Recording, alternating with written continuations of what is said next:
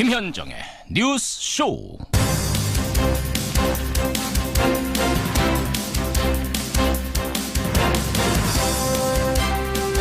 이미 오래전에 했어야 할 조치다. 살인정권 북한을 고립시키는데 최대 작전을 지원하겠다. 간밤에 트럼프 대통령이 북한을 테러 지원국으로 재지정했습니다. 애청자 여러분 안녕하십니까. 충분히 예상이 됐던 일이라 그리 놀랍진 않습니다만 문제는 2달 가까이 도발을 멈추고 있는 북한이 다시 도발을 시작하진 않을까. 이것이 걱정입니다. 그런가 하면 충분히 예상됐던 일이지만 막상 발표가 되고 나니 걱정이 더 커진 사람들, 바로 포항의 수험생들입니다. 교육부는요, 예정대로 목요일에 수능을 치르고 만약에라도 시험 중에 지진이 발생하면 그 포항 6천 명에 대한 구제책은 차후에 따로 마련하겠다, 이렇게 발표를 했지요. 하지만 형평성을 고려할 때 과연 이들만을 위한 뾰족한 구제책이 만들어질 수 있는 건지 참으로 걱정입니다. 부디 최소한 적어도 그날만큼은 여진 없이 무사히 넘어가기를 그저 기도하는 수밖에 없는, 참 자연의 힘 앞에 한없이 작아지는 아침입니다. 김현정의 뉴스쇼 출발하죠.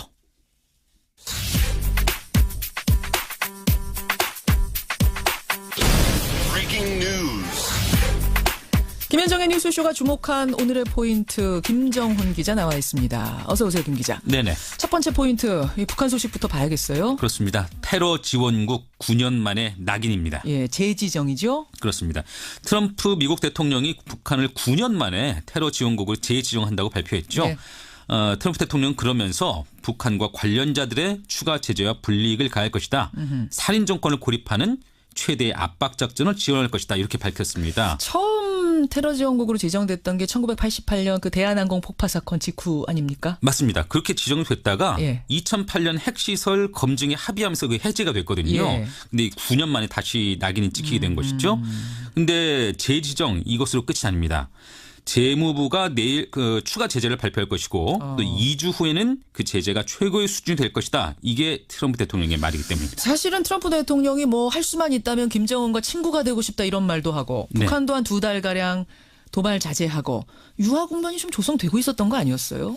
근데 그럼에도 북한 태도의 근본적인 변화는 찾지 못했다는 게 아마 미국의 결론인 듯한데요. 위기 고조 가능성이 있습니다. 하지만 대화의 문이 완전히 닫힌 건 아닙니다. 그래요? 틸러슨 미 국무장관은 테러 지원국 재지정 발표 직후에 우리는 여전히 외교를 희망한다, 이렇게 강조를 했거든요. 이미 북한은 고강도 제재를 받고 있죠. 그래서 테러 지원국 재지정이 상징적 조치에 불과하다, 이런 시각도 있긴 합니다. 중국의 대북 특사가 빈손으로 귀국하지 않았습니까? 네. 그래서 미국이 좀 판을 흔들어 보려고 이런 조치 내린 거 아니냐, 뭐 이런 해석도 나오던데요. 지켜보죠. 네. 다음 포인트 갑니다. 네, 오락가락 입장이 흔들리는 공수처입니다. 고위공직자 비리 수사처. 설치를 위한 논의가 지금 본격화되고 있는 거 아닙니까? 그렇습니다. 오늘 국회 법제사법위원회는 법원심사 소위원회를 열고요. 예. 공수처 설치에 관한 법률안 등을 논의할 예정입니다. 네. 공수처에 반대해온 자유한국당의 최종 입장이 관건이죠. 그런데 그렇죠. 어제 오락가락하는 모습을 보였거든요. 장제원 수석 대변인은 검찰을 견제하고 수사하는 기관이라면 공수처든 뭐든 설립해야 하지 않느냐는 의견이 법사위원 중심으로 광범위하게 형성되고 있다, 이렇게 말을 했습니다. 수석 대변인 말이에요, 이건? 네. 적폐 수사에 한창인 검찰의 불만을 터뜨리면서 입장 변화를 시사한 대목이죠. 예. 그런데 이후에 홍준표 대표는 다시 충견도 모자라서 맹견까지 풀려고 하는 건 용납하기 어렵다, 이렇게 말했습니다. 검찰이 충견이고 공수처가 맹견이에요? 그렇게 해석되는 대목이죠. 그렇게 반대 입장을 거듭 확인한 모습이네요. 공수처 어디로 갈 것인가. 두 번째 포인트. 마지막 하나만 더 보죠. 네, 최장기간 조각의 완료입니다. 중소벤처기업부 장관 후보자 홍종학 후보자 임명 얘기군요. 네, 문재인 대통령이 결국 홍 후보자를 오늘 임명할 것으로 보입니다. 오늘요. 야권의 반대 속에 청문보고서 채택이 2번 연속 무산된 상태에서 임명이 강행되는 것이죠. 그렇죠. 새 정부 1기 내각이 출범한 지 196일 만에 완성되는 것입니다. 역대 정권을 통틀어서 조각에 가장 오랜 기간이 걸린 것이라고 하네요.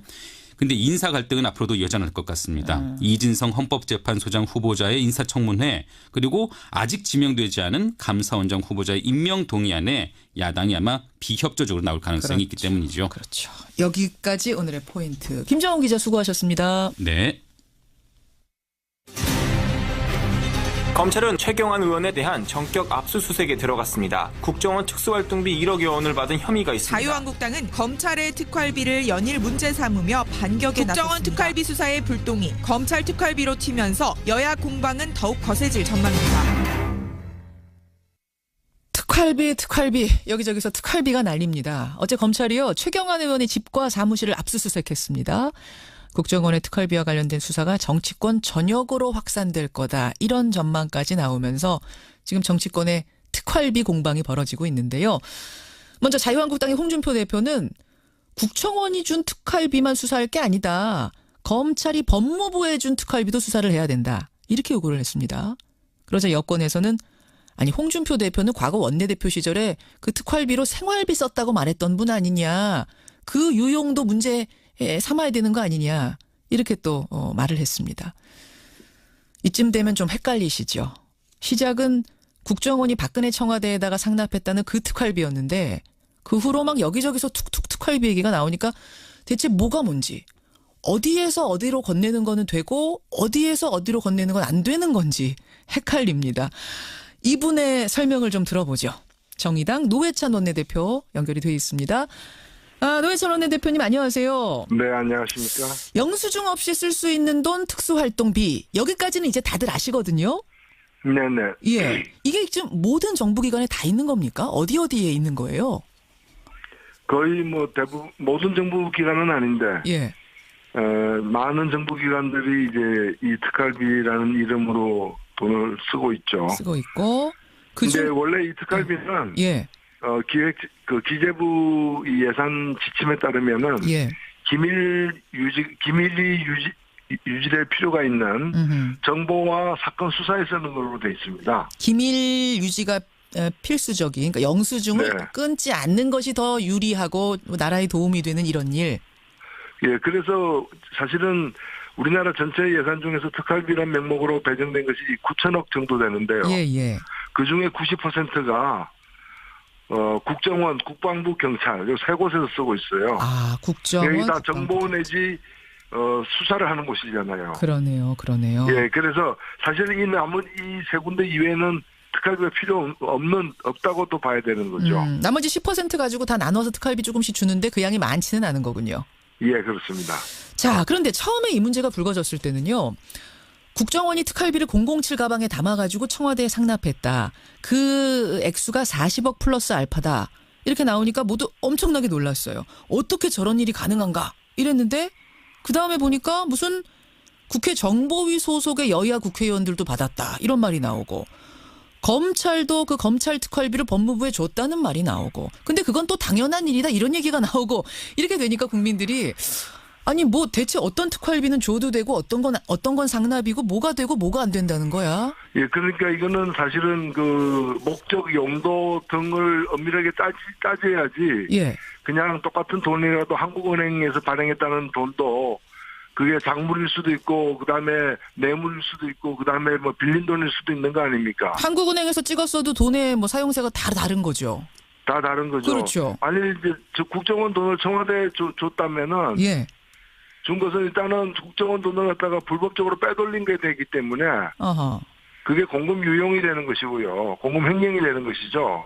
그다음에 그걸 뇌물의 목적으로 줬느냐 등에 따라 달라지는 거죠. 그러면 검찰이 지금 법무부에 줬다는 그 특활비 이건 이제 홍준표 대표가 문제 삼고 있는 건데 이건 어떻습니까? 예, 그 부분은 앞에 것하고는 좀 많이 성격이 다른 걸로 보여지고요. 그러니까 관행 자체가 잘못된 예를 들면은 지난번에 이제 서울지검장 이영렬 씨하고 이제 안태근 국장이 예. 그 부하들 데리고 같이 이제 서로 격리하는 어떤 술자리 만찬 자리 가져가지고 다 문제가 되지 않았습니까? 서로 특활비를 줬죠. 이 팀한테 주고 저 팀한테 주고. 특활비를 상대에게 주는 그 되게 이렇게 특활비가 예. 수사와 기밀이 요구되는 어떤 정보 계통에 써야 되는데 예. 그 동안에 그런 어떤 그 어디서든 좋다는 식으로 눈먼돈처럼 이렇게 배정해서 나눠줬었던 관례가 지금도 지금 진행되고 있거든요. 그리고 그거는 모든 부처가 국회도 마찬가지입니다. 지금도 국회 원내 교섭단체 대표들이 받고 있는 특활비. 예. 그 특활비도 그런 성격의 돈인 거죠. 그래서 그런 걸 제도 개선하는 문제하고, 그다음에 그런 관행 속에서도 관행을 넘어서서 어떤 불법이 되는 행위. 예를 들면 국정원이 특정한 자기들이 어떤 특활비가 계속 국회에서 예산 심사하는 게 문제되니까, 문제되니까 당시에 이제 그 유력한 정치인들에게 자기들이 특활비를 갖다가 뇌물처럼 줘가지고. 국정원 좀 봐달라고 했다면은 그거는 굉장히 문제가 되는 거죠. 좀 헷갈려요. 그러니까 검찰이 법무부한테 준 특활비는 가치가 이제 산하 기관이잖아요. 산하 기관이 우리가 특활비가 이 정도 있는데 업무를 더 잘하기 위해서 같이 쓰자 이렇게 준 거면은 관행적으로 괜찮다는 거고. 법무부의 특활비가 법무부의 특활비가 이렇게 여러 이제 그 용처로 비목으로 해가지고 나뉘어져서 이렇게 책정이 됩니다. 그거는 예를 들면 국회 특수활동비가 한 80억 정도 되는데요. 그 돈도 마찬가지로 이렇게 나뉘어져 있거든요. 국회 80억 정도가 뭐 이 당의 원내대표 대표한테 주고. 입법활동 지원, 입법 및 정책 개발, 그 의원연구단 단체 활동 지원. 이런 식으로 되어 있는데 이런 명목 자체가 일단은 원래 기재부의 지침하고 다르다라는 지적을 우선 드리는 거고요. 그런데 국회가 수사한 게 아니잖아요. 그렇죠. 그리고 기밀 정보를 수집하는 데도 아니잖아요. 그러니까 입법활동 지원 이런 거는 특활비가 아닌 다른 명목으로 앞으로 계속 쓰라.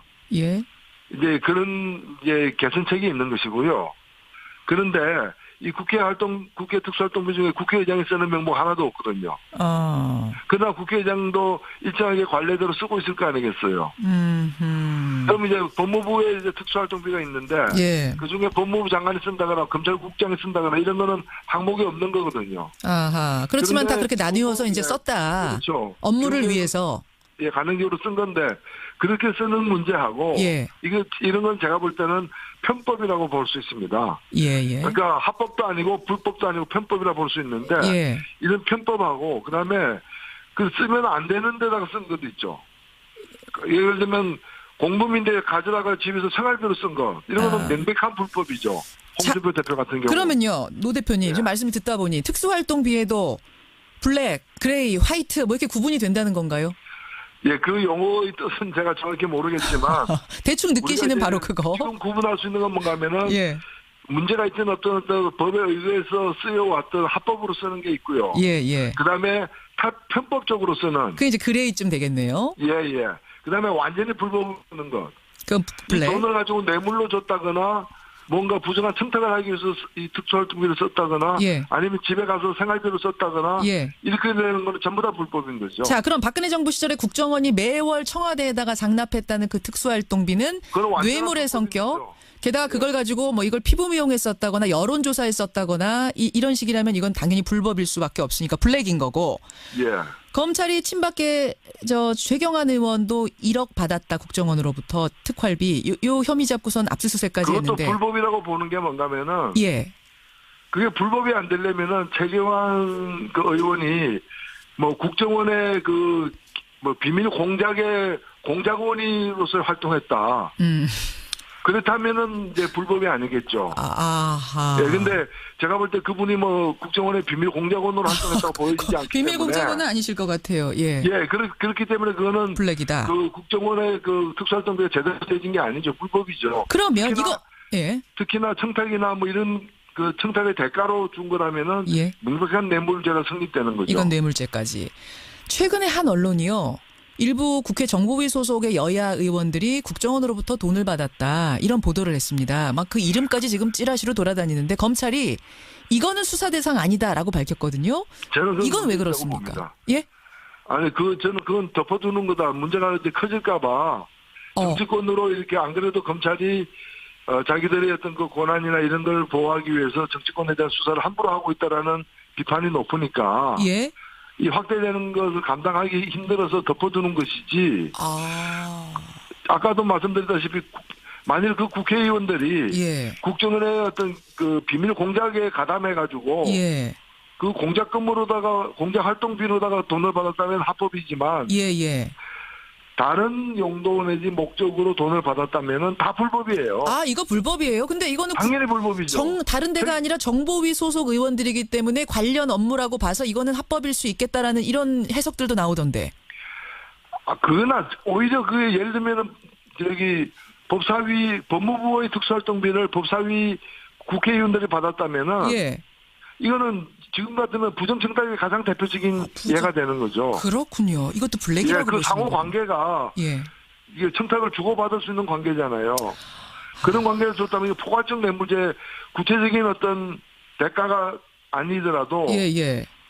이렇게 좀 봐달라 뭐 법무부에서 좀 깎지 말아라거나 알겠습니다. 법무부 인사 문제에 대해서 비판하지 말아거나 예. 이런 청탁이 얼마든지 가능한 거니까 포괄적 뇌물죄가 바로 되는 거죠. 이거는 불법이다. 지금 이게 그렇죠. 검찰이 수사 대상 아니라고 자꾸 하면은 이거는 덮고 가려는 걸 그런 제스처로 보일 수 있다 이 말씀이세요. 네, 그렇습니다. 자, 이렇게 어쨌든 특활비에 관련된 이야기가 커지자 자유한국당이 아까 말씀드린 그 검찰과 법무부 특활비 얘기를 하면서 홍준표 대표의 예전 새누리당 원내대표 시절 그 특활비 얘기가 나왔어요. 그때 홍준표 대표는 생활비로 썼다고 하지 않았느냐라는 얘기가 여당 쪽에서 나오자 홍 대표가 해명을 했습니다. SNS에다가 생활비로 썼던 건 아니다. 그때 그 수령 즉시 한 4,5천만 원을 한 달에 받았는데 정책위 의장한테 정책개발비로 1,500만 원, 원내 행정국에 700만 원, 원내 수석하고 부대표들한테 격월로 각 100만 원씩 줬고 야당의 원내대표들에게도 국회 운영 비용으로 쓰라고 매월 보조를 했다. 생활비로는 안 썼다라고 해명을 했습니다. 이건 어떻게 보세요?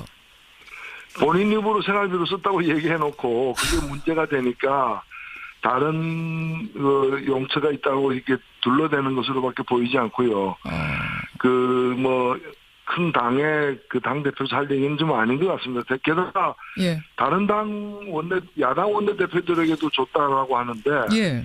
이게 사실이라면 이거는 여당의 대표가 돈으로 야당을 매수했다.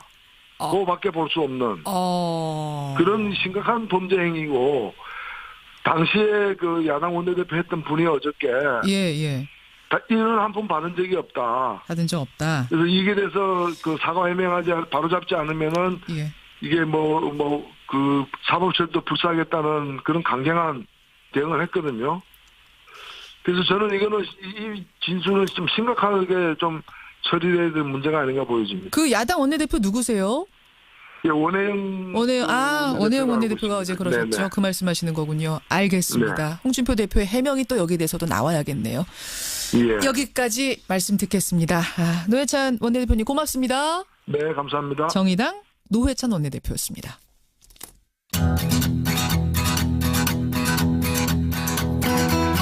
김현정의 뉴스쇼는 청취자 여러분의 참여로 이루어집니다. 트위터, 페이스북, 레인보우 게시판, 그리고 단문 50원, 장문 100원의 유료 문자 샵 1212, 우물정 1212 통해 참여하실 수 있습니다. 김현정의 뉴스쇼, 여러분과 함께 만듭니다. 김성환의 행간 시사평론가 김성환 씨 나오셨습니다. 어서 오십시오. 네, 안녕하세요. 오늘 행간 뭐 가지고 네. 오셨어요? 이 닷새 전 새벽이었는데요. 광주광역시 남구의 한 도로에서 50대 환경미화원이 쓰레기 수거차에 치여 숨지는 안타까운 사고가 발생했습니다. 운전자가 차량을 후진시키다가 작업 중이던 동료를 발견하지 못해서 일어난 사고였는데요. 이 차량 뒷바퀴에 치여서 머리를 심하게 다친 환경미화원은 병원으로 이송했지만 끝내 사망했습니다. 어느 환경미화원의 죽음. 이 뉴스의 행간을 좀 살펴볼까 합니다. 환경미화원 분들이 교통사고 당하는 거는 이건 잊을만 하면 터져요. 네, 맞습니다. 이게 한두 번이 아닌데요. 그렇죠. 사실 제가 통계가 있을까 해서 찾아봤는데 사망 사고나 아니면 교통사고 통계도 정확하지가 않은 것 같아요. 뭐 사례만 좀 간단하게 말씀드리면 2015년도에 춘천 환경미화원 형제 안타까운 사고가 발생을 했는데요. 그게 형은 트럭 몰고 동생이 앞에서 쓰레기 치우고 그랬던 거죠. 예, 맞아요. 그러니까 트럭 앞에서 청소하던 동생이 형이 몰던 트럭 앞에 끼어서 음주운전 차량이 차 앞으로 돌진을 하면서 그렇게 이제 사고가 나는 사고가 있었습니다. 맞아요. 작년에는 청각 장애를 가진 환경미화원이 음주운전 차량에 또 치여서 숨지는 사고가 있었는데요. 이 30년 모범 근로상 수상을 앞두고 있어서 더 주변을 안타깝게 했습니다. 그렇죠. 그러니까 환경미화원은 이렇게 사고 위험을 안고 산다고 해도 과언이 아닌 것 같습니다. 안타까운 환경미화원의 교통사고. 정말 그냥 그 신문에 한도막 나오고 넘어갈 만한 뉴스로 처리가 사실은 됐는데 오늘 김성환 씨가 다시 꺼내오셨어요. 이 뉴스의 행간 들어가 보겠습니다. 첫 번째 행간은 지역신문에 기사 몇 줄 나는 게 고작이다입니다. 그게 첫 번째 행간이었군요. 네, 방금 전에 말씀하신 내용인데요. 사실은 이게 닷새 전에 사망사고가 발생을 했는데 언론에서 거의 보도를 하지 않았습니다. 지금 청취자분들 문자도 그래요. 저 몰랐어요. 이런 문자 많이 와요. 네. 처음 듣는다. 제가 알기로는 한 전국신문, 전국지에서 한 군데 정도 보도한 것으로 알고 있고요. 지역신문에서는 좀 보도를 한 것 같습니다. 예. 나머지 방송이나 이런 데에서는 거의 관심을 두지 않았는데요. 환경미화원이 이런 얘기를 토로합니다. 불을 끄는 소방관이 사망하면 전 국민적인 애도와 성금이 답지하고 국가 유공자로 대우를 받습니다. 우리 사회에서 불을 끄는 일만큼 필요한 쓰레기 치우는 환경미화원이 사망하면 지역신문에 기사 몇 줄 나오는 게 전부입니다. 그래서 우리는 이런 현실을 개죽음이라는 한마디로 자조적으로 얘기합니다. 이렇게 얘기를. 환경미화원 분들이 스스로 네, 우리 맞습니다. 일하다가 죽으면 개죽음이야. 네, 이렇게 맞습니다. 얘기하신대요. 근데 과거에는 환경미화원이 교통사고를 당했다 그러면 신문이나 방송에서 뭐 아주 큰 뉴스는 아니더라도 그래도 사회성 뉴스, 사회면 뉴스의 주요 뉴스 정도로 취급을 해줬거든요. 그리고 같이 안타까워하고. 네. 그리고 열악한 근무 시태도 고발도 하고 그랬는데 예.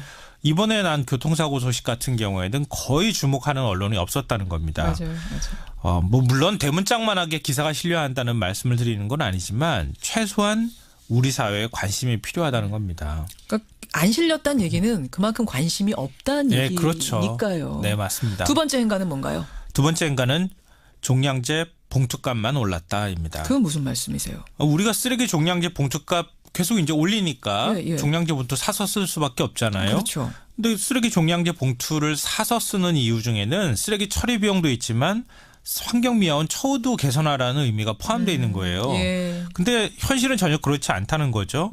이번 교통사건 사고도 신호수 한 병만 더 있었다면 막을 수가 있었습니다. 지금 어떻게 타고 그분들 움직이세요? 그러니까 원래는 3인 1조로 움직여야 돼요. 운전수, 신호수, 쓰레기 수거. 아까 쓰레기 수거하는 분이 있고 이제 신호 저 차 온다 비켜 뭐 출발해 이런 거 얘기해 주는 다른 차들이 올 때 조심하라고 이렇게 신호를 주는 분이 있어야 하는데 이렇게 3인 1조로 움직여야 되는데 현실은 2인 1조로 움직인다는 거예요. 그러니까 한 분은 운전을 해야 되고 다른 한 분은 쓰레기를 막 수거해야 되니까 차량이 오는지 안 오는지 확인하기도 어렵다는 거죠. 하긴 저도 3분 탄 쓰레기차 못 본 것 같아요. 저도 못 봤어요. 사실은. 그렇죠. 이러다 보니까 사고가 빈번할 수밖에 없는데요. 3인 1조가 원칙인데 왜 안 지켜지는 겁니까?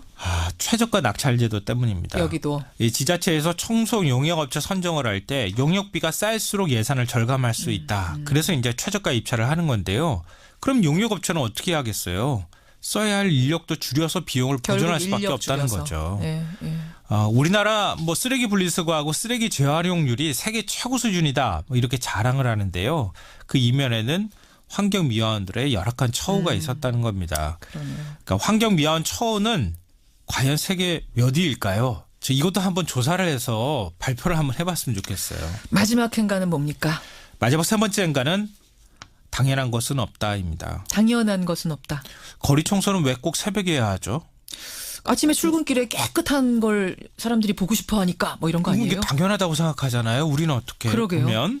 근데 왜 낮에 청소하면 안 되나요? 뭐 아침에 조금 더 지저분하고 낮에 깨끗하면 안 되나요? 일본 같은 경우에도 새벽에 환경미화원이 일을 했었어요. 교통사고가 자주 발생하니까 10년 전부터 근무 시간을 일출 이후로 변경했습니다. 그래요? 예. 아침 7시 40분에 출근해서 오후 4시 25분에 퇴근한다고 합니다. 그래요. 우리 지하철 스크린도어 사고 났을 때 왜 열차 운행 시간에 근무를 하다 참변을 당합니까? 이런 질문을 했는데요. 우리가 이런 당연하다고 생각하는 걸 다시 한번 좀 생각해 봤으면 좋겠습니다. 고맙습니다. 놓쳤던 거 지적해 주셨어요. 김성환 씨였습니다. 네, 고맙습니다. 거듭 확인한 모습이네요. 공수처 어디로 갈 것인가 두 번째 포인트. 마지막 하나만 더 보죠. 네, 최장기간 조각의 완료입니다. 중소벤처기업부 장관 후보자 홍종학 후보자 임명 얘기군요. 네, 문재인 대통령이 결국 홍 후보자를 오늘 임명할 것으로 보입니다. 오늘요. 야권의 반대 속에 청문 보고서 채택이 2번 연속 무산된 상태에서 임명이 강행되는 것이죠. 그렇죠. 새 정부 1기 내각이 출범한 지 196일 만에 완성되는 것입니다. 역대 정권을 통틀어서 조각에 가장 오랜 기간이 걸린 것이라고 하네요. 근데 인사 갈등은 앞으로도 여전할 것 같습니다. 이진성 헌법재판소장 후보자의 인사청문회 그리고 아직 지명되지 않은 감사원장 후보자의 임명 동의안에 야당이 아마 비협조적으로 나올 가능성이 있기 때문이죠. 그렇죠. 여기까지 오늘의 포인트. 김정훈 기자 수고하셨습니다. 네.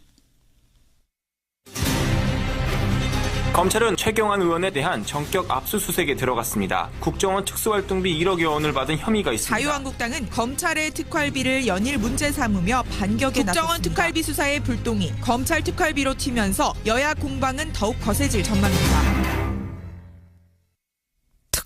특활비 여기저기서 특활비가 날립니다. 어제 검찰이요 최경환 의원의 집과 사무실을 압수수색했습니다.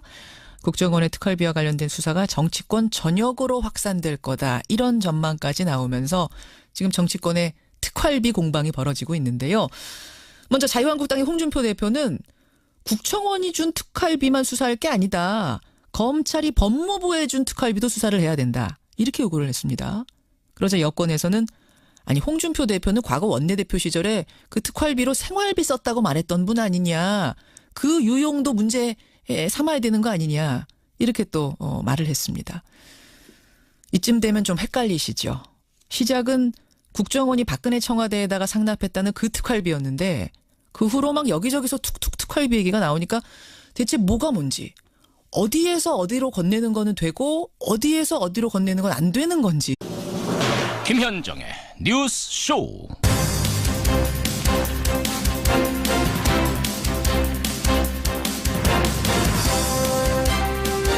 이미 오래전에 했어야 할 조치다.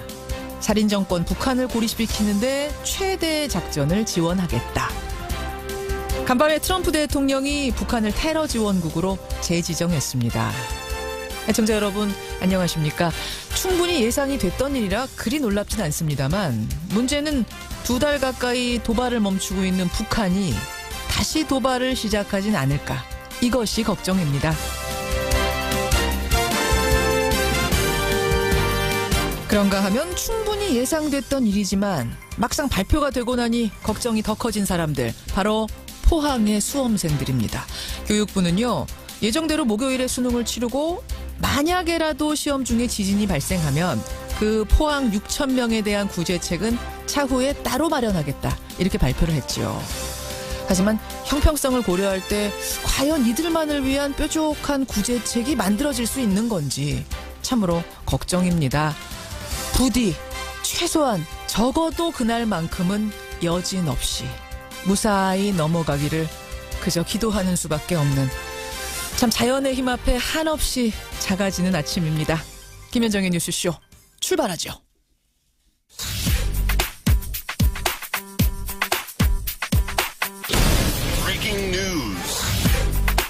김현정의 뉴스쇼가 주목한 오늘의 포인트, 김정훈 기자 나와 있습니다. 어서 오세요, 김 기자. 네네. 첫 번째 포인트, 이 북한 소식부터 봐야겠어요. 그렇습니다. 테러 지원국 9년 만에 낙인입니다. 예, 재지정이죠. 그렇습니다.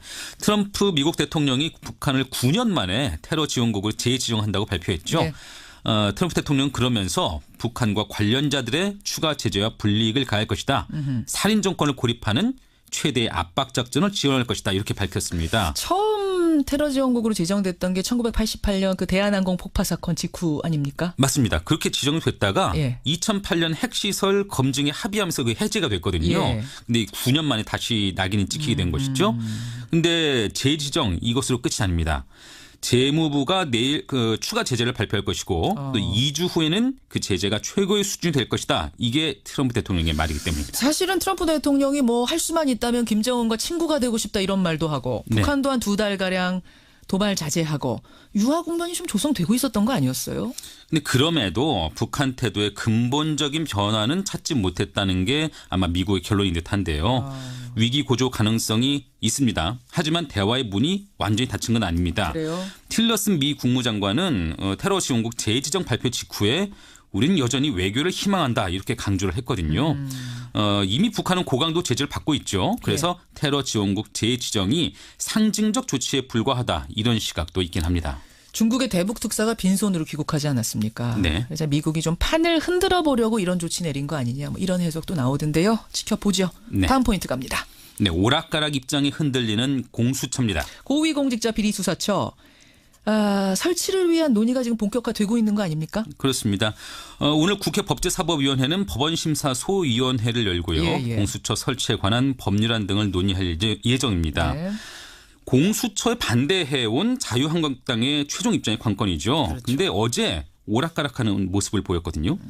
장제원 수석 대변인은 검찰을 견제하고 수사하는 기관이라면 공수처든 뭐든 설립해야 하지 않느냐는 의견이 법사위원 중심으로 광범위하게 형성되고 있다 이렇게 말을 했습니다. 수석 대변인 말이에요 이건? 네. 적폐 수사에 한창인 검찰의 불만을 터뜨리면서 입장 변화를 시사한 대목이죠. 예. 그런데 이후에 홍준표 대표는 다시 충견도 모자라서 맹견까지 풀려고 하는 건 용납하기 어렵다 이렇게 말했습니다. 검찰이 충견이고 공수처가 맹견이에요? 그렇게 해석되는 대목이죠. 그렇게 반대 입장을 또 한국은행에서 발행했다는 돈도 그게 작물일 수도 있고 그다음에 뇌물일 수도 있고 그다음에 뭐 빌린 돈일 수도 있는 거 아닙니까? 한국은행에서 찍었어도 돈의 뭐 사용세가 다 다른 거죠. 다 다른 거죠. 그렇죠. 아니 이제 국정원 돈을 청와대에 줬다면은 예. 준 것은 일단은 국정원 돈을 갖다가 불법적으로 빼돌린 게 되기 때문에 어허. 그게 공금 유용이 되는 것이고요. 공금 횡령이 되는 것이죠. 그다음에 그걸 뇌물의 목적으로 줬느냐 등에 따라 달라지는 거죠. 그러면 검찰이 지금 법무부에 줬다는 그 특활비 이건 이제 홍준표 대표가 문제 삼고 있는 건데 이건 어떻습니까? 예, 그 부분은 앞에 것하고는 좀 많이 성격이 다른 걸로 보여지고요. 그러니까 관행 자체가 잘못된 예를 들면은 지난번에 이제 서울지검장 이영렬 씨하고 이제 안태근 국장이 그 부하들 데리고 같이 이제 서로 격리하는 어떤 술자리 만찬 자리 가져가지고 다 문제가 되지 않았습니까? 서로 특활비를 줬죠. 이 팀한테 주고 저 팀한테 주고. 특활비를 상대에게 주는 그 되게 이렇게 특활비가 수사와 기밀이 요구되는 어떤 정보 계통에 써야 되는데 그 동안에 그런 어떤 그 어디서든 좋다는 식으로 눈먼돈처럼 이렇게 배정해서 나눠줬었던 관례가 지금도 지금 진행되고 있거든요. 그리고 그거는 모든 부처가 국회도 마찬가지입니다. 지금도 국회 원내 교섭단체 대표들이 받고 있는 특활비, 그 특활비도 그런 성격의 돈인 거죠. 그래서 그런 걸 제도 개선하는 문제하고, 그다음에 그런 관행 속에서도 관행을 넘어서서 어떤 불법이 되는 행위. 예를 들면 국정원이 특정한 자기들이 어떤 특활비가 계속 국회에서 예산 심사하는 게 문제되니까, 문제되니까 당시에 이제 그 유력한 정치인들에게 자기들이 특활비를 갖다가 뇌물처럼 줘가지고 국정원 좀 봐달라고 했다면은 그거는 굉장히 문제가 되는 거죠. 좀 헷갈려요. 그러니까 검찰이 헷갈립니다. 이분의 설명을 좀 들어보죠. 정의당 노회찬 원내대표 연결이 돼 있습니다. 노회찬 원내대표님 안녕하세요. 네, 안녕하십니까. 영수증 없이 쓸 수 있는 돈 특수활동비 여기까지는 이제 다들 아시거든요. 네네. 이게 지금 모든 정부기관에 다 있는 겁니까? 어디에 있는 거예요? 거의 뭐 대부분 모든 정부기관은 아닌데 많은 정부기관들이 이제 이 특활비라는 이름으로 돈을 쓰고 있죠. 쓰고 있고. 근데 원래 이 특활비는 기재부 예산 지침에 따르면은 기밀이 유지될 필요가 있는 정보와 사건 수사에 쓰는 걸로 돼 있습니다. 기밀 유지가 필수적인, 그러니까 영수증을 끊지 않는 것이 더 유리하고 나라에 도움이 되는 이런 일. 그래서 사실은 우리나라 전체 예산 중에서 특활비란 명목으로 배정된 것이 9천억 정도 되는데요. 그 중에 90%가 국정원, 국방부, 경찰 세 곳에서 쓰고 있어요. 국정원, 여기 다 정보 내지 수사를 하는 곳이잖아요. 그러네요. 그래서 사실은 이 세 군데 이외에는 특활비가 필요 없다고 또 봐야 되는 거죠. 나머지 10% 가지고 다 나눠서 특활비 조금씩 주는데 그 양이 많지는 않은 거군요. 그렇습니다. 자, 그런데 처음에 이 문제가 불거졌을 때는요. 국정원이 특활비를 007 가방에 담아가지고 청와대에 상납했다. 그 액수가 40억 플러스 알파다. 이렇게 나오니까 모두 엄청나게 놀랐어요. 어떻게 저런 일이 가능한가? 이랬는데 그 다음에 보니까 무슨 국회 정보위 소속의 여야 국회의원들도 받았다 이런 말이 나오고 검찰도 그 검찰 특활비를 법무부에 줬다는 말이 나오고 근데 그건 또 당연한 일이다 이런 얘기가 나오고 이렇게 되니까 국민들이 아니 뭐 대체 어떤 특활비는 줘도 되고 어떤 건 상납이고 뭐가 되고 뭐가 안 된다는 거야? 예, 그러니까 이거는 사실은 그 목적 용도 등을 엄밀하게 따져야지. 예. 그냥 똑같은 돈이라